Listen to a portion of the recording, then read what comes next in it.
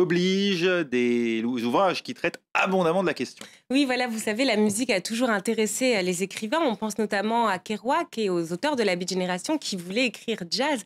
Eh bien, comment on traduit la musique en littérature? C'est la question que je vous propose d'explorer ce soir à travers 3 livres. Et le premier, eh bien, il s'intéresse à un pianiste assez connu, Glenn Gould.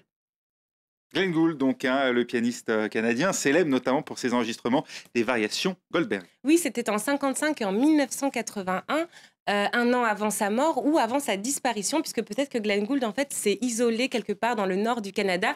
C'est l'hypothèse que développe Laure Limongi dans ce livre, qui est un hommage à Glenn Gould, sous forme de variations, calquant un peu ces fameuses variations Goldberg. Je vous propose d'écouter un extrait de ces variations. C'était en 1981, et bien sûr, c'est Glenn Gould qui est derrière le piano. On écoute.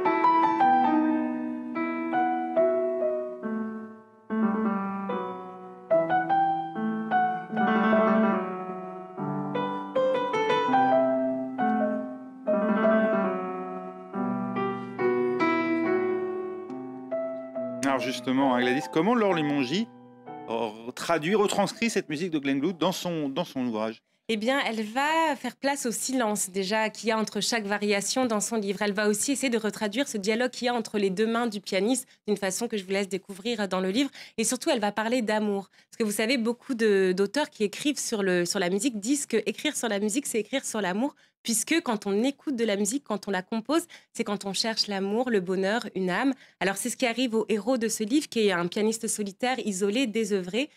On espère qu'il va découvrir l'amour, puisque, et là j'emprunte une phrase à Annie Butor, on peut trouver dans la musique ce supplément d'âme qui aide parfois à vivre. Ah, ce n'est pas du nouveau roman, même si le patronyme est familier à Annie Butor. C'est la belle-fille du grand chanteur français Léo Ferré.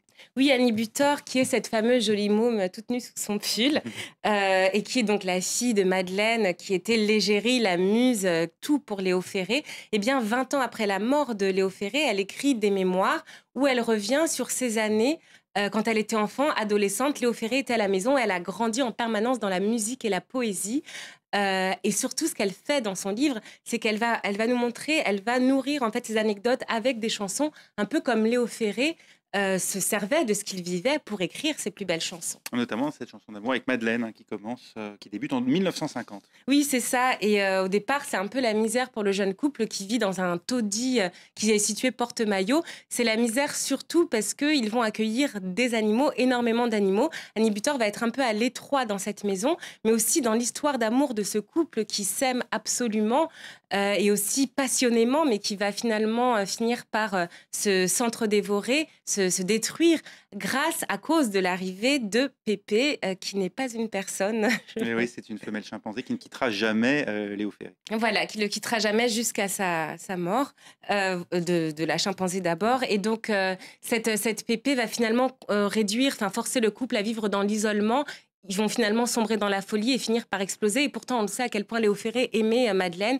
Il lui a consacré toutes ses chansons d'amour, notamment une que je vous propose d'écouter, la plus connue, c'est Avec le temps. Avec le temps, avec le temps va, tout s'en va, l'autre qu'on adorait, qu'on cherchait sous la pluie, l'autre qu'on devinait au détour d'un regard, entre les mots, entre les lignes et sous le phare d'un serment maquillé. Et pour terminer, Gladys, du jazz. Oui, du jazz, parce que sort à nouveau dans une version revue et augmentée, Total Jazz. Vous savez, c'est un peu la bible graphique du jazz, les dessins de Blutch, qu'il a publié d'abord dans Jazzman pendant les années 2000.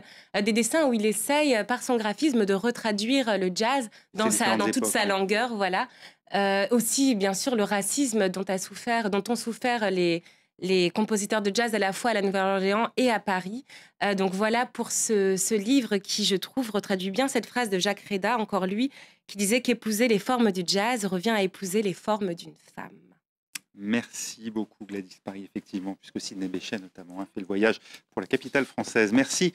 On passe à toute autre chose maintenant. Que diriez-vous si vous appreniez que ceux que vous croyez être vos parents vous ont en fait acheté dès la naissance à un réseau qui vous avait lui-même retiré de force à vos parents biologiques?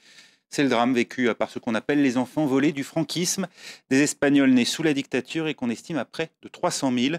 Leur malheur, être issus de parents républicains, hostiles au pouvoir militaire, ou simplement victimes de réseaux mafieux avec la complicité parfois de membres de l'Église.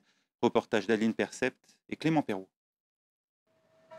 Marie-Carmen a été élevée dans une famille espagnole et il lui a fallu de nombreuses années pour découvrir qu'elle est bien née au Maroc, début 79. Après avoir certainement